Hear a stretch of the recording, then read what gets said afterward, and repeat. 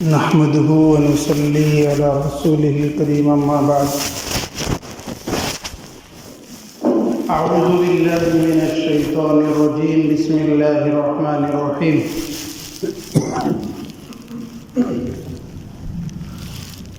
ولا تنكحوا المشركات حتى يؤمن ولأمة مؤمنة خير من مشركة ولو أعجبتكم ولا تنكحوا المشركين حتى يؤمنوا ولعبد مؤمن خير من مشرك ولو أعجبكم أولئك يدعون إلى النار والله يدعو إلى الجنة والمغفرة بإذنه صدق الله مولانا العظيم.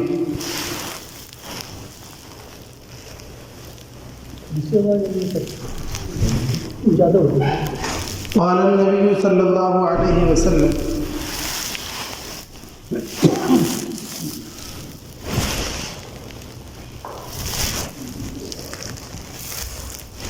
المسلم من سلم المسلمون من لسانه ويده او كما قال علیہ الصلوۃ والسلام. بزرگوں، دوستوں اور عزیز ساتھیوں، اللہ تبارک و تعالیٰ کا لاکھ لاکھ شکر اور اس کا احسان ہوا کہ اس نے ہم سبھی کو ایک مسلمان گھرانے میں پیدا کیا اور ہمیں ایمان کی دولت عطا فرمائی. ایمان کی دولت اللہ تبارک و تعالیٰ کے خزانے میں سب سے بڑی دولت ہے. کاش یہ بات ہماری سمجھ میں آ جائے اور ہماری نسلوں کی سمجھ میں آ جائے. حضرت یعقوب علیہ السلام کا جب انتقال ہونے لگا تو انہوں نے اپنی اولاد کو اپنے پاس بلایا. اللہ تبارک و تعالیٰ فرماتے ہیں ام کنتم شہداء اذ حضر یعقوب الموت اذ قال لبنیہ ما تعبدون من بعدی، کہ وہ وقت کیا تم کو معلوم ہے، کیا تمہیں پتہ ہے کہ جب حضرت یعقوب علیہ السلام کی موت کا وقت قریب آیا تو انہوں نے اپنے بیٹوں کو اپنے پاس جمع کیا. بھائی آخری وقت ہے، باپ اپنے بیٹوں سے اپنے دل کی باتیں کرتا ہے، اپنی راز و نیاز کی باتیں کرتا ہے. حضرت یعقوب علیہ السلام کا آخری وقت آیا تو حضرت یعقوب علیہ السلام نے بھی اپنے بیٹوں کو اپنے پاس جمع کیا، اور جمع کرنے کے بعد جو سب سے زیادہ قیمتی بات تھی ان کے دل کے اندر اور ان کے یقین کے اندر، جس کو وہ سب سے زیادہ قیمتی بات سمجھتے تھے، اسی کے بارے میں بات کی. اور فرمایا ما تعبدون من بعدی، میرے بیٹو اب میں دنیا سے جانے والا ہوں، لیکن میری روح کو تسلی اس وقت ہوگی جب آپ مجھے ایک بات کی ضمانت دیں اور مجھے بتلائے کہ میرے بعد تم کس کی عبادت کرو گے، میرے بعد کس کو پوجو گے، میرے بعد کس کے سامنے سر جھکاؤ گے، میرے بعد کس کے حکموں پر چلیں گے. بیٹے بھی نبی کے بیٹے تھے، باپ کی آغوش میں پلے ہوئے تھے. ان سب بیٹوں نے جواب دیا نعبد الہک و الہ آبائک، اے ابا جان یہ کوئی بات پوچھنے کی ہے، ہم تو آپ کے معبود اور آپ کے ابا کے جو معبود تھے انہی کی عبادت کریں گے. یعنی ہم تو اللہ ہی کو پوجیں گے، اللہ ہی کے حکم کو مانیں گے، اللہ ہی کے حکموں پر چلیں گے. تو میرے دوستو، ایک نبی کا آخری پیغام اپنے بیٹوں سے اور آخری فکر اپنے بیٹوں کے بارے میں یہ تھی کہ وہ ان بچوں کے ایمان کی فکر کر رہے تھے کہ کہیں ایسا نہ ہو میرے مرنے کے بعد یہ بھٹک جائے اور راستے سے دوسرے راہ پر چلے جائے. آج ہماری نسلوں کے اندر اس چیز کی بہت کمی پائی جا رہی ہے، والدین کے اندر بھی، اور والدین اپنی نسلوں کے بارے میں کتنا ایمان کے بارے میں فکر مند ہے ہر ایک اپنے گریبان میں جھانک کر کے دیکھ سکتا ہے. کتنی اس کو فکر فکر ہے کہ میرا بیٹا کس صحبت میں بیٹھ رہا ہے، کتنی اس کو فکر ہے کہ میرا بیٹا کس طرح کی تعلیم حاصل کر رہا ہے، کتنی ایک باپ کو فکر ہے کہ میرا بیٹا ایمان کے اوپر کتنی محنت کر رہا ہے۔ ہر ایک آدمی اپنے گریبان میں جھانک کر کے اس کو معلوم کر سکتا ہے۔ کون اپنے بچوں کے بارے میں ایمان کی فکر کر رہا ہے؟ صحبت صالح ترا صالح کنت، صحبت طالح ترا طالح کنت، کن لوگوں کی صحبت میں بیٹھ رہا ہے؟ صحبت کا اثر پڑتا ہے، اٹھنا بیٹھنا چلنا پھرنا کن کے طرز پر ہے؟ آقا نامدار محمد مصطفیٰ صلی اللہ علیہ وسلم کے طرز پر ہے یا کسی اور کے طرز پر ہے؟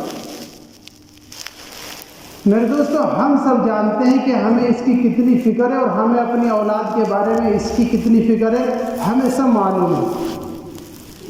ہم بھی اس کے بارے میں فکر مند نہیں ہیں، اور نہ ہمیں آگے اولاد کی نسل، اپنی نسل کے بارے میں فکر ہے کہ میرے مرنے کے بعد میری اولاد ایمان و اعتقاد کے اعتبار سے کس راستے پر چلے گی، کہاں جائے گی، کچھ پتہ نہیں۔ یہ تو ہے کہ بچے کی نوکری لگے، بچے کے پاس جائیداد ہو، بلڈنگ ہو، بینک بیلنس ہو، یہ تو ہر ایک کو فکر ہے، مجھے بھی فکر ہے، آپ کو بھی فکر ہے۔ لیکن حقیقت میں سب سے بڑی جو دولت ہے وہ ایمان کی دولت ہے۔ ہماری بچیاں غیر مسلموں سے شادیاں رچا رہی ہیں، اپنے ایمان کو داؤں پر لگا رہی ہیں۔ ہمارے مسلم بچے، اللہ معاف فرمائے، اپنے ایمان کو بیچ کر کے غیر مسلم لڑکیوں سے شادی کر رہے ہیں۔ قرآن کا کھلا اعلان ہے، میں نے شروع میں آیت پڑھی، اللہ تبارک و تعالیٰ نے فرمایا کہ اس طرح کی جو شادی ہوتی ہے، غیر مسلم لڑکی سے شادی کرنا ناجائز اور حرام ہے، شادی ہوگی نہیں۔ آپ کا دنیا کا قانون کچھ بھی کہے، آپ اللہ کے ماننے والے ہیں، رسول پاک صلی اللہ علیہ وسلم کے ماننے والے ہیں، ہمیں اسی کے طرز پر چل کر کے کامیابی مل سکتی ہے۔ دنیا والوں کا جہاں اور ہے، دنیا داروں کی کامیابی کا راز کچھ اور ہے، ایک مسلمان کی کامیابی تو اللہ اس کے رسول کے حکم کے ماننے میں ہے۔ قرآن میں صاف طور سے اعلان ہے کہ اس طرح کی شادی ہوتی ہی نہیں۔ غیر مسلم لڑکے سے شادی کی جائے، ایک مسلمان لڑکی غیر مسلم لڑکے سے شادی کرے، یہ بھی نہیں ہوگی، ناجائز اور حرام۔ تم دنیا کے اندر شادی کے بندھن میں بندھ کر کے اگرچہ رہ رہے ہو، لیکن شریعت کے اعتبار سے وہ زنا شمار ہوگا۔ نہ غیر مسلم لڑکی سے شادی ہو سکتی ہے اس کے مذہب پر رہتے ہوئے، اس کے اوپر پابندی لگ گئی تھی، شریعت نے اس کو بند کر دیا تھا، اور یہ حرام ہے، قیامت تک کے حرام رہے گا۔ اس کی وجہ کیا ہوتی ہے؟ ہمارے بچے جو اپنے ایمان کو بیچ کر یا ایمان کی پرواہ کیے بغیر دوسرے مذہبوں میں داخل ہو رہے ہیں، روز نئی نئی خبریں جو آ رہی ہے سرسری طور سے، میرے دوستو ہم جو دیکھ رہے ہیں خبروں کے اندر، اگر اس پہ گہرائی کے ساتھ مطالعہ کیا جائے تو اس کی صرف 4 ہی وجہ ہوتی ہے۔ ایک تو یہ ہے، ہمارے مسلمان گھرانوں کے اندر شادی میں فضول خرچیاں بہت بڑھ گئی۔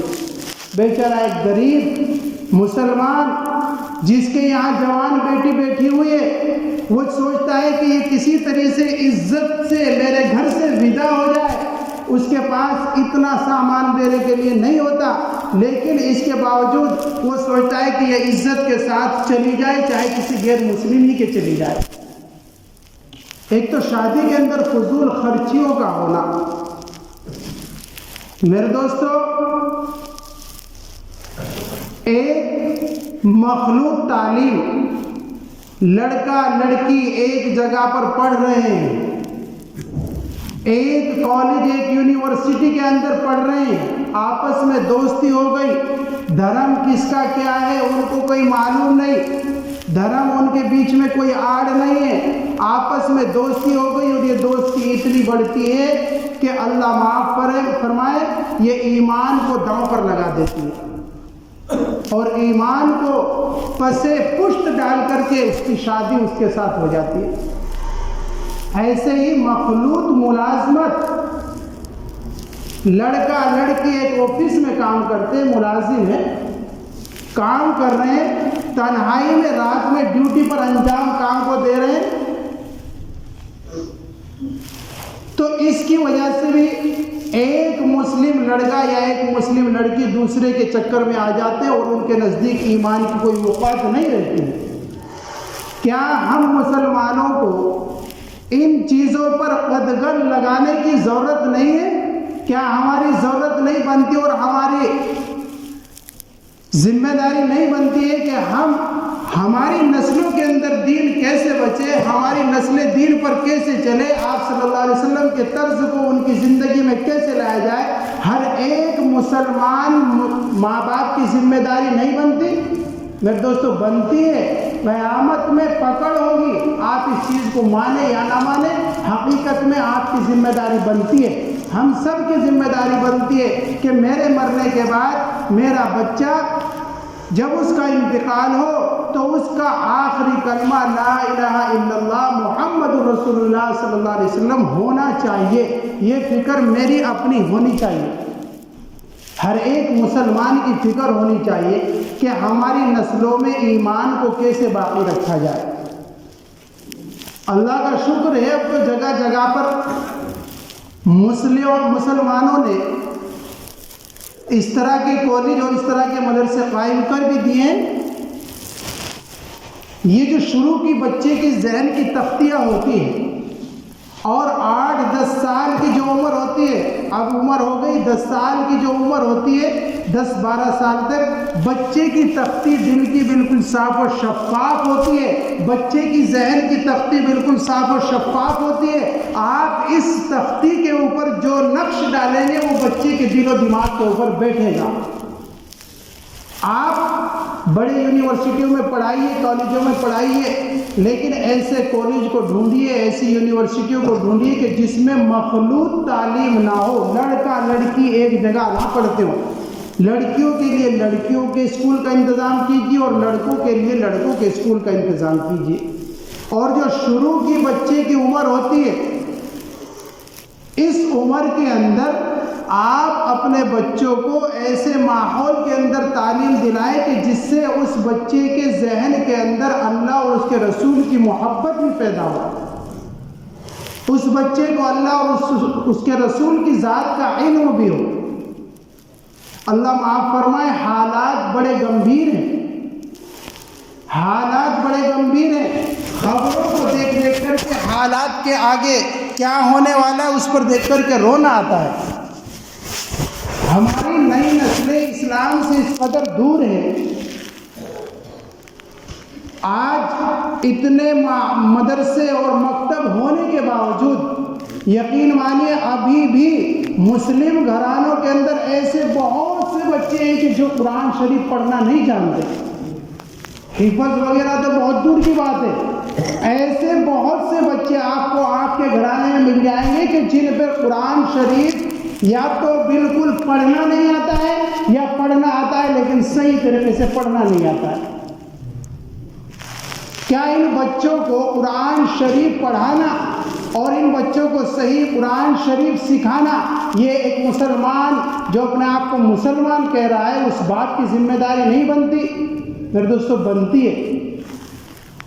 جس دل کے اندر قرآن نہیں وہ ویران گھر کی طرح ہے، اور ویران گھر کے اندر میرے دوستو اللہ نہیں آتا، ویران گھر کے اندر اللہ کی محبت نہیں آتی، ویران گھر کے اندر شیطان آتا ہے اور شیطان کی محبت آتی ہے، شیطانی کاموں سے اس کو لگاؤ ہوتا ہے۔ ہمارے بچے کتنے مسجد کے ماحول سے جڑے ہوئے ہیں، یا ہمارے بچے کتنے دینی پروگرام سے دلچسپی رکھتے ہیں، یہ ہم سب جانتے ہیں۔ رات کے 12 بجے تک موبائل میں ٹائم کو پاس کرنا اور عشاء کی اذان ہوئی مسجد کے باہر کھڑے ہوئے وقت کو گزار دینا، فجر کے وقت اٹھنے کی کوئی فکر نہیں، 10-11 بجے گیروں کی طریقے سے اٹھنا، یہ ہر گھر کا ماحول عام بنتا جا رہا ہے، اور ایسا عام بن گیا ہے، ایسا عام بن گیا ہے کہ ایک مسلمان اس کو برا بھی نہیں سمجھ رہا۔ حقیقت یہ ہے کہ برا بھی نہیں سمجھ رہا ہے۔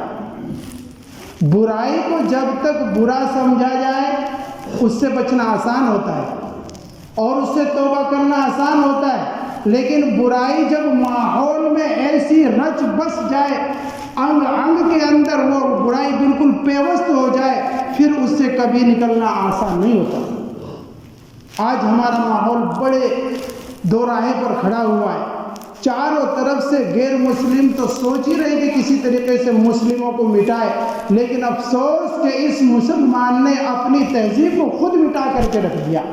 اس کے گھروں کے اندر سنتوں کے جنازے نکل گئے، اس کے گھروں سے قرآن کی آوازیں آنا بند ہو گئی، اس کے گھروں سے دینی ماحول ختم ہو گیا، اور اس نے غیروں کے طریقوں کو اپنے گھر کے اندر داخل کر لیا۔ اور میرے دوستو، غیروں کا چال چلن، غیروں کا اوڑھنا بچھونا اس نے اپنی زندگی میں لے آیا۔ اور اسلام کیا سکھاتا ہے، اسلام کیا مطالبہ کرتا ہے، میں مسلمان ہوں، مجھے کیا کرنا چاہیے، اسے ذرہ برابر بھی پرواہ نہیں، نہ احساس ہے اور میرے دوستو نہ فکر ہے۔ اس لیے ہمیں اپنے اولاد کی دوستو فکر کرنی چاہیے، بچوں کو ڈاکٹر انجینئر بنائے، اللہ سب بچوں کو دنیا میں بھی کامیاب کرے، آخرت میں بھی کامیاب کرے۔ ہمارے بچوں کو اچھی اچھی پوسٹ پر بھی ہونا چاہیے، لیکن میرے دوستو فکر یہ ہے کہ آج کفر اسلام کے اوپر دن دناتا پھر رہا ہے، وہ اسلام کو کچا کھانے کی کوشش کر رہا ہے، اور سوچ رہا ہے کہ جو نسل ہے، کہ جو ہمارے بچے ہیں آگے چل کر کے یہی تو ہماری قوم کی تقدیر بنیں گے، یہ جو بچے ہیں یہ ہماری نسل ہے، وہ سوچ رہے ہیں کہ ان کو اچک لیا جائے اور اپنے جال میں پھنسا دیا جائے، اور پھر ان کے ذہنوں کے اوپر اپنی تہذیب، اپنے تمدن کو نقش کر دیا جائے، پھر ہمیں کچھ کرنے کی ضرورت نہیں ہے۔ یہودی بڑے آرام سے زندگی جی رہے ہیں، اور وہ سوچ رہے ہیں کہ یہ مسلمان ہے تو مسلمان، لیکن گانا جو دیکھتا ہے وہ ہمارے ہیرو کا ہی دیکھتا ہے۔ یہ مسلمان ہے تو مسلمان، لیکن اس کے جو بالوں کی کٹنگ ملے گی تو وہ رسول اللہ صلی اللہ علیہ وسلم کی طرز والی نہیں ملنے والی، یہ تو ہمارے کرکٹر کی طرح ہی ملنے والی ہے۔ یہ مسلمان ہے تو مسلمان، لیکن اس کے جو ناخن ہے، کوئی چھوٹا کوئی بڑا، یہ جو ملے گا یہ نبی صلی اللہ علیہ وسلم کے طرز والا ناخن نہیں رکھتا، بلکہ یہ تو ہمارے کرکٹر کی طرح ہی ناخن رکھتا ہے۔ ہماری تہذیب اس مسلمان گھرانے میں داخل ہو گئی ہے، نام احمد ہے، عبداللہ ہے، لیکن کام یہ احمد اور عبداللہ والے نہیں کر رہا ہے۔ اس لیے یہودی بڑے سکون سے جی رہے ہیں کہ اب تو یہ نسل برباد ہونی ہے اور آفت آ رہی ہے۔ کہاں مسلمان سکون سے، کتنا پیسے والا ہو رہا ہے، اس کے باوجود کتنا بڑا سکون سے زندگی گزار رہا ہے۔ ہر جگہ ذلت و پستی اس کے مقدر میں آ چکی ہے۔ کیا ہمیں اس ذلت و پستی سے نکلنے کی ضرورت نہیں؟ کیا ہم اپنی ذمہ داری نہیں سمجھتے کہ اپنے بچوں کو دین کی تعلیم سے روشناس کرائے؟ اللہ تبارک و تعالیٰ کی ذات، اس کی قدرت، اس کی طاقت اس بچے کے ذہن کے اندر بٹھائے۔ کیا نہیں ہماری ضرورت دوستو ہے؟ ہمارا بچہ اللہ کا جاننے والا ہو، اللہ کی قدرت کا جاننے والا ہو، رسول اللہ صلی اللہ علیہ وسلم کے طرز کا جاننے والا ہو۔ آپ اس بچے کو شروع کی جو تعلیم ہے اور شروع کا جو ذہن ہے، اس بچے کو ایسے ماحول کے اندر سپرد کرے جہاں اس بچے کو دنیا کے ساتھ ساتھ دین کی تعلیم ہو، یہ اپنے فرض کو بھی جانتا ہو، اپنے واجب کو بھی جانتا ہو، سنت کو بھی اس کو معلوم ہو، نماز کا طریقہ بھی اس کو پتہ ہو، اور اس کے ساتھ ساتھ ہندی انگریزی بھی جانتا ہو۔ ویسے تو دوستو کہنے کی بہت باتیں ہیں، کس زخم کو چھیڑا جائے اور کس پہلو پر روشنی ڈالی جائے۔ ہما بدن داغ داغ شد کنبا کجا کجا رود، فارسی کا شعر ہے کہ تمام بدن اور تمام اسلامی تہذیب چھلنی ہوئی پڑی ہے، کہاں کہاں پر پٹی کرائی جائے۔ اس لیے ہم چاہیے کہ ہم اس کی فکر لیں اور اپنی نسلوں میں، اپنے بچوں میں دینداری پیدا کرنے کا شعور اپنے اندر پیدا کریں، اپنے بچوں کے ماحول کو دیکھیں۔ اللہ عمل کی توفیق عطا فرمائے۔